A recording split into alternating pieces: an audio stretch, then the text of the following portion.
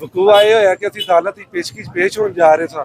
ਮੁਖਾਲਫਤ ਸਫਦਰ ਵਗੈਰਾ ਨੇ ਆ ਕੇ ਸਾਡੇ ਤੇ ਹਮਲਾ ਕੀਤਾ, ਮਾਜਦ ਫਰਮਾਨ ਦੇ ਸਿਰ ਵਿੱਚ ਫੈਰ ਮਾਰ ਕੇ ਤੇ ਉਹਨੂੰ ਕਤਲ ਇਹਨਾਂ ਕੀਤਾ। ਲਿਹਾਜ਼ਾ ਸਾਨੂੰ ਇਨਸਾਫ ਮਿਲਣਾ ਚਾਹੀਦਾ ਤੇ ਇਹ ਸਾਨੂੰ ਸਭ ਤੋਂ ਪਹਿਲੇ ਜ਼ਰੂਰੀ ਇਹ ਦੱਸੋ ਕਿ ਜਿਹੜਾ ਅੰਦਰ ਰੋਟੀ ਨਹੀਂ ਆ ਸਕਦੀ ਤੇ ਵੈਪਨ ਕਿਸ ਤਰ੍ਹਾਂ ਅੰਦਰ ਆ ਰਹੇ ਨੇ। ਤੇ ਲਿਹਾਜ਼ਾ CPO RPO ਸਾਹਿਬ ਅੱਗੇ ਸਾਡੀ ਰਿਕੁਐਸਟ ਹੈ, ਸਾਨੂੰ ਇਨਸਾਫ ਮਿਲਣਾ ਚਾਹੀਦਾ। SSP ਸਾਹਿਬ ਨੇ ਕਿਹਾ ਕਿ ਜੀ ਅਸੀਂ ਤੁਹਾਡੇ ਨਾਲ ਪੂਰਾ ਇਨਸ਼ਾਅੱਲਾ ਤਾਵਨ ਕਰਾਂਗੇ। ਜੱਜ ਸਾਹਿਬ ਨੇ ਵੀ ਤੇ SP ਸਾਹਿਬ ਨੇ ਤੇ ਹੁਣ ਦੇਖੋ ਹੁਕੂਮਤ ਕੀ ਕਰਦੇ ਨੇ ਫਿਲਹਾਲ। ਹਾਂਜੀ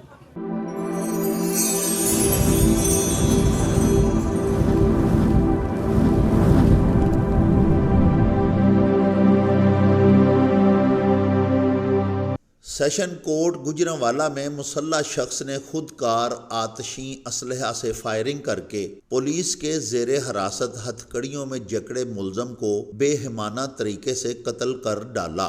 मकतूल मुलजम माजिद अली कश्मीर कॉलोनी का रिहायशी था, जिसे जेल से मंशियात के एक मुकदमा में पेशी के लिए एडिशनल सेशन जज जफर याब चद्दड़ की अदालत में लाया जा रहा था कि जब मुलजम पुलिस की मैयत में डिस्ट्रिक्ट एंड सेशन जज की अदालत के सामने पहुंचा तो वहां पहले से मौजूद अमजद नामी कातल ने मुलजम पर फायरिंग कर दी, जिसे पुलिस एहलकारान ने मौका पर ही असलहा समेत गिरफ्तार कर लिया। पुलिस ज़राए का कहना है कि मकतूल मुलजम के खिलाफ थाना कैंट में मंशियात फरोशी के इल्ज़ाम में मुकदमा दर्ज है। इब्तदाई तहकीकात के मुताबिक कातल अमजद का कहना है कि मकतूल माजिद अली ने फायरिंग करके उसके भाइयों को जख्मी किया था, जिसका बदला चुकाने के लिए उसने उसे कत्ल किया है। दौरान तफ्तीश मजीद इंकशाफात की तवक्को है। इस अंदोहनाक सानेहा के बारे में गुजरांवाला बार के मुअज़्ज़ज़ और सीनियर रुकन चौधरी गुलफाम रियाज एडवोकेट ने मेला टीवी के साथ बातचीत करते हुए कहा कि ਮੈਨੂੰ ਮੌਕਾ ਦਿੱਤਾ ਇਸ ਅਹਿਮ ਮੌਜੂ ਤੇ ਗੱਲ ਕਰਨ ਦਾ ਕਿ ਪੂਰੇ ਪਾਕਿਸਤਾਨ ਦੀ ਜਿਹੜੀਆਂ ਜ਼ਿਲ੍ਹਾ ਕਚਹਿਰੀਆਂ ਨੇ ਉਹਨਾਂ ਦੀ ਸਿਕਿਉਰਿਟੀ ਦੇ ਉੱਤੇ ਅੱਜ ਦੇ ਗੁਜਰਾਂਵਾਲਾ ਦੇ ਵਾਕਿਏ ਦੇ ਵਿੱਚ ਹੋਣ ਵਾਲੇ ਵਾਕਿਏ ਦੀ ਵਜ੍ਹਾ ਤੋਂ ਸਵਾਲੀਆ ਨਿਸ਼ਾਨ ਉੱਠ ਗਿਆ। ਤੇ ਇਹ ਇੱਕ ਪਹਿਲਾ ਵਾਕਿਆ ਨਹੀਂ, ਤਕਰੀਬਨ ਹਰ ਸਾਲ ਕਿਸੇ ਨਾ ਕਿਸੇ ਬਾਰ ਐਸੋਸੀਏਸ਼ਨ ਦੇ ਵਿੱਚ ਐਸਾ ਵਾਕਿਆ ਸੁਣਨ ਨੂੰ ਆਉਂਦਾ ਹੈ ਕਿ ਕਿਤੇ ਨਾ ਕਿਧਰੇ ਕੋਈ ਦੁਸ਼ਮਣੀ ਦੀ ਬਿਨਾਹ ਦੇ ਉੱਤੇ ਕੋਈ ਨਾ ਕੋਈ ਬੰਦਾ, ਕੋਈ ਸਾਇਲ, ਕੋਈ ਨਾ ਕੋਈ ਬੰਦਾ ਇਸ ਦੁਸ਼ਮਣੀ ਦੀ ਭੇਟ ਚੜ੍ਹ ਜਾਂਦਾ ਹੈ ਤੇ ਉਹ ਇਸ ਤਰ੍ਹਾਂ ਦਾ ਵਾਕਿਆ ਹੋ ਜਾਂਦਾ ਹੈ। ਸਭ ਨਾਲੋਂ ਪਹਿਲੋਂ ਜਿਹੜਾ ਮੇਰਾ ਜ਼ਾਤੀ ਖਿਆਲ ਇਹ ਵੇ ਕਿ ਇਸ ਵਾਕਿਏ ਦੇ ਵਿੱਚ ਜਿਹੜਾ ਸਭ ਨਾਲੋਂ ਵੱਡਾ ਕੁਤਾਹੀ ਹੈ ਜਾਂ ਜਿਹੜੀ ਸਭ ਨਾਲੋਂ ਲੋਕੀ ਜ਼ਿੰਮੇਦਾਰ ਨੇ ਉਹ ਸਿਕਿਉਰਿਟੀ ਵਾਲੇ ਨੇ। ਸਾਡੀ ਜਿਹੜੀ ਪੁਲਿਸ ਹੈ ਜ਼ਿਲ੍ਹੇ ਦੀ, ਇਹ ਉਹਦੀ ਜ਼ਿੰਮੇਦਾਰੀ ਹੈ ਕਿ ਐਡੀ ਹਸਾਸ ਜਗ੍ਹਾ ਨੂੰ ਜਿੱਥੇ ਸੈਸ਼ਨ ਜੱਜ ਸਾਹਿਬਾਨ, ਸਿਵਲ ਜੱਜ ਸਾਹਿਬਾਨ, ਵਕਲਾ ਔਰ ਦੀਗਰ ਆਲਾ ਅਫਸਰਾਂ ਦਾ ਆਣਾ ਜਾਣਾ ਰਹਿੰਦਾ, ਉੱਥੇ ਸਿਕਿਉਰਿਟੀ ਦਾ ਕੋਲੈਪਸ ਹੋ ਜਾਣਾ। ਤੇ ਦੂਸਰੇ ਨੰਬਰ ਤੇ ਜਿਹੜੇ ਸਾਡੇ ਬਾਰ ਐਸੋਸੀਏਸ਼ਨਸ ਨੇ, ਪਾਕਿਸਤਾਨ ਬਾਰ ਐਸੋਸੀਏਸ਼ਨ ਸਾਡੀ, ਔਰ ਉਸ ਤੋਂ ਬਾਅਦ ਸਾਡੀ Punjab bar association, Punjab bar council ਔਰ ਸਾਡੀ ਪਾਕਿਸਤਾਨ ਬਾਰ ਕੌਂਸਲ, ਇਹਨਾਂ ਸਾਰਿਆਂ ਨੂੰ ਮਿਲ ਬੈਠ ਕੇ ਕਚਹਿਰੀ ਦੇ ਵਿੱਚ ਵਕਲਾ ਦੇ ਦਾਖਲੇ ਦੇ ਮੁਤਲਕ ਜਿਹੜਾ ਜੀ ਇੱਕ ਜ਼ਾਬਤਾ ਅਖਲਾਕ ਬਣਾਉਣਾ ਚਾਹੀਦਾ ਹੈ।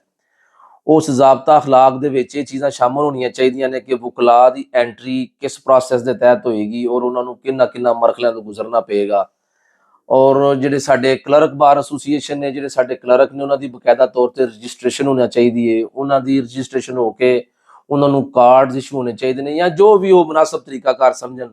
ਉਹਨਾਂ ਦੀ ਐਂਟਰੀ ਦਾ ਇੱਕ ਮਖਸੂਸ ਤਰੀਕਾਕਾਰ ਹੋਣਾ ਚਾਹੀਦਾ, ਔਰ ਬਕਾਇਦਾ ਤੌਰ ਤੇ ਸਕੈਨਿੰਗ ਕਰਕੇ, ਬਾਡੀ ਸਕੈਨਿੰਗ ਕਰਕੇ ਸਕੈਨਰਸ ਲੱਗਣੇ ਚਾਹੀਦੇ ਨੇ ਜਿਹੜੇ ਲੋਕ ਅੰਦਰ ਐਂਟਰ ਹੁੰਦੇ ਨੇ। ਜਿਸ ਤਰ੍ਹਾਂ 에ਅਰਪੋਰਟਸ ਦੇ ਉੱਤੇ ਸਕੈਨਿੰਗ ਮਸ਼ੀਨਾਂ ਲੱਗੀਆਂ ਨੇ ਕਿ ਇਨਸਾਨ ਅਗਰ ਗੁਜ਼ਰੇ ਤੇ ਉਹਦੀ ਪੂਰੀ ਬਾਡੀ ਸਕੈਨ ਹੋ ਜਾਂਦੀ ਹੈ, ਇਸ ਤਰ੍ਹਾਂ ਇੱਥੇ ਵੀ ਸਕੈਨਰ ਲੱਗਣੇ ਚਾਹੀਦੇ ਨੇ। ਪੂਰੇ ਪਾਕਿਸਤਾਨ ਦੀ ਜ਼ਿਲ੍ਹਾ ਕਚਹਿਰੀਆਂ ਦੇ ਵਿੱਚ ਸਕੈਨਰ ਲੱਗਣੇ ਚਾਹੀਦੇ ਨੇ।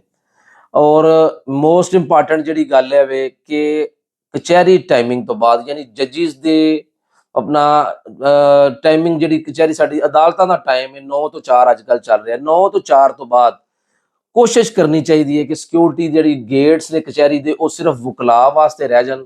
ਜਿਹੜੇ ਕੋਈ ਸਾਇਲੀਨ ਨੇ ਉਹਨਾਂ ਦਾ ਦਾਖਲਾ ਬਗੈਰ ਪਰਮਿਸ਼ਨ ਤੋਂ ਔਰ ਬਗੈਰ ਜਿਹੜੇ ਸਾਡੇ ਵਕੀਲ ਸਾਹਿਬ ਹੋਣ ਜਿਨ੍ਹਾਂ ਨੂੰ ਮਿਲਣ ਆਏ ਹੋਣ, ਉਹਨਾਂ ਦੀ ਇਜਾਜ਼ਤ ਤੋਂ ਬਗੈਰ ਔਰ ਬਗੈਰ ਤਲਾਸ਼ੀ ਤੋਂ ਐਂਟਰੀ ਨਾ ਹੋਵੇ।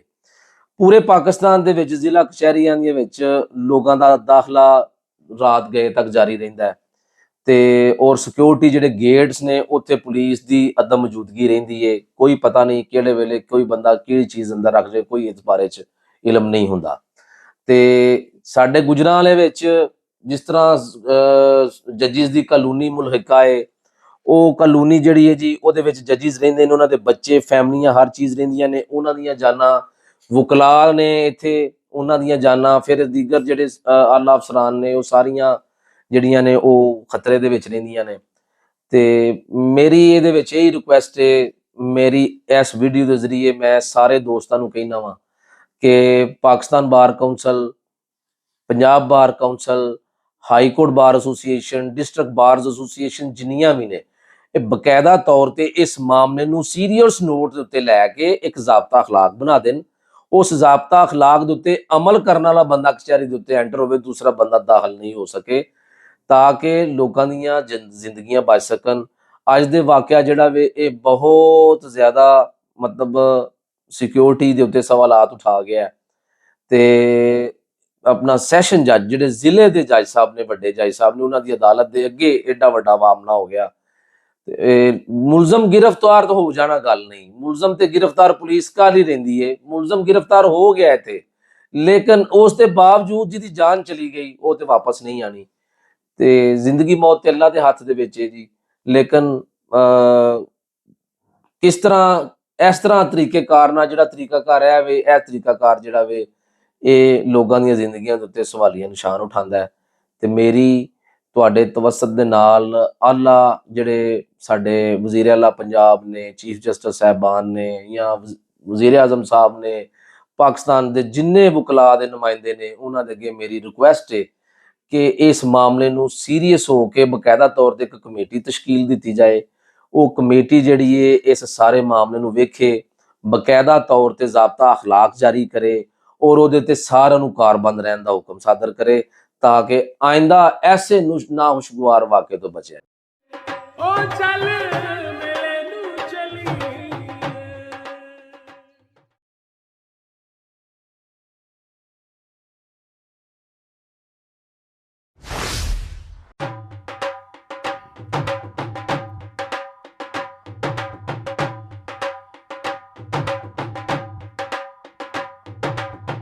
ਰੌਣਕ ਹੋ ਜਾਊ ਛੱਟ ਵੇ, ਚੱਲ ਮੇਲੇ ਨੂੰ ਚਲੀਏ।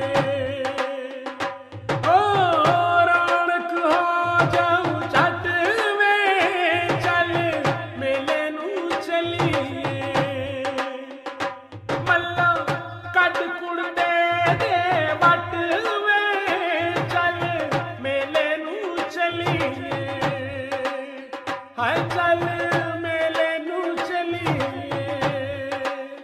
ਓ ਚੱਲ